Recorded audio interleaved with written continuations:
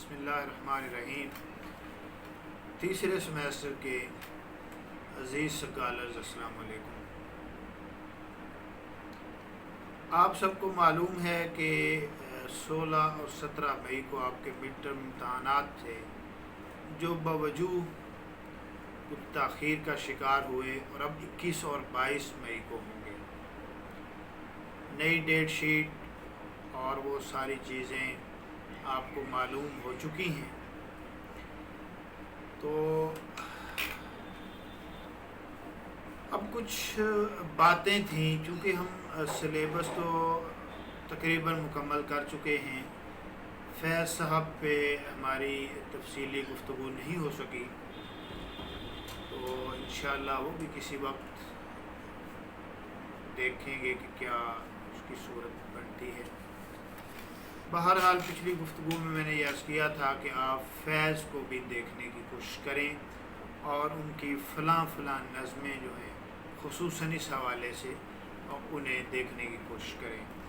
تو فیض احمد فیض جو ہیں، آپ کو پتہ ہے کہ 20ویں صدی کے بڑے معروف اور جو اردو شاعری کی تحریک ہے اس میں ان کا نام بڑا نمایاں اور قدآور شخصیت ہے۔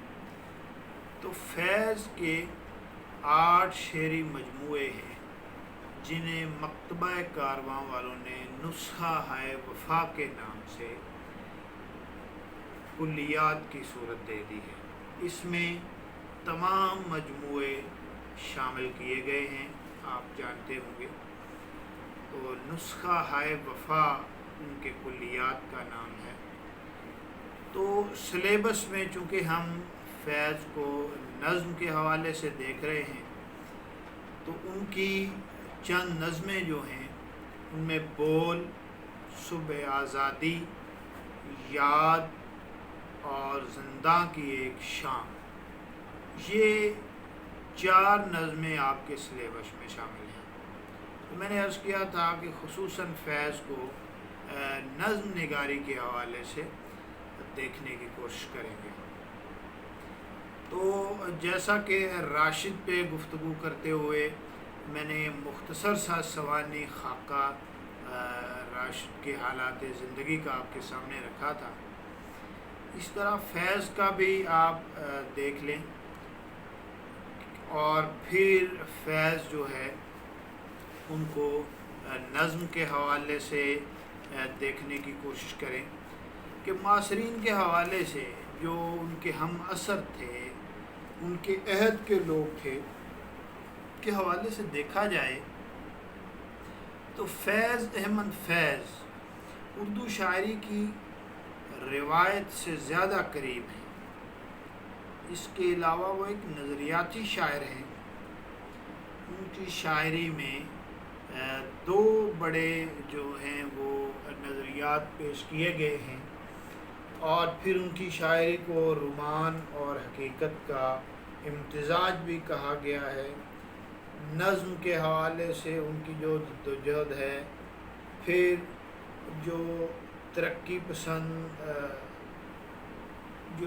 پسند شاعری تھی اس کے حوالے سے بھی آپ جانتے ہیں۔ تو آج میں کوئی تفصیلی گفتگو ان کی نظم پہ نہیں کروں گا، اور نہ یہ میں چاہتا تھا، کیونکہ سلیبس تقریباً ہمارا مکمل ہے۔ جدیدیت کے جو بنیادی مباحث ہیں وہ کافی پھیلا ہوا سوال ہے، اس میں موضوعات ہیں، اور پھر جو ہے راشد کو ہم نے ان کے مجموعوں کے حوالے سے تعارف کے طور پہ دیکھا، ان کے سوانح حالات مختصر جاننے کی کوشش کی۔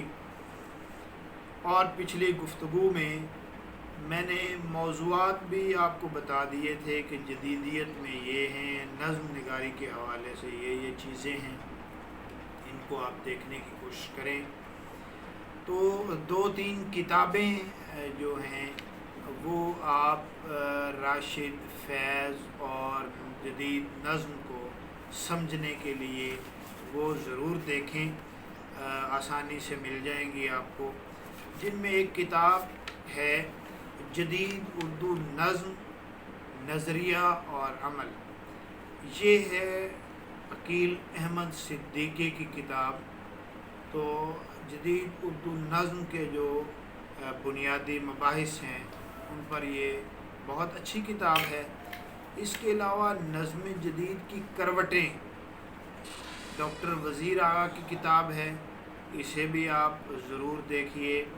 اس کے علاوہ چند اہم جدید شاعر ڈاکٹر خواجہ محمد زکریا صاحب کی کتاب ہے، اسے بھی آپ دیکھنے کی کوشش کریں، اس کو ضرور پڑھیے۔ یہ 3 کتابیں تو جو آپ کا حصہ نظم ہے، اگر آپ یہ 3 کتابیں دیکھ لیں گے اور ان میں متعلقہ موضوعات کو، متعلقہ شعراء کو دیکھ لیں گے تو مجھے یہ قوی امید ہے کہ آپ سوالات کے جوابات بہت آسانی سے اور بہت وضاحت سے دینے کے قابل ہو جائیں گے۔ تو جو فیض ہیں، فیض کے حوالے سے لازمی دیکھیے۔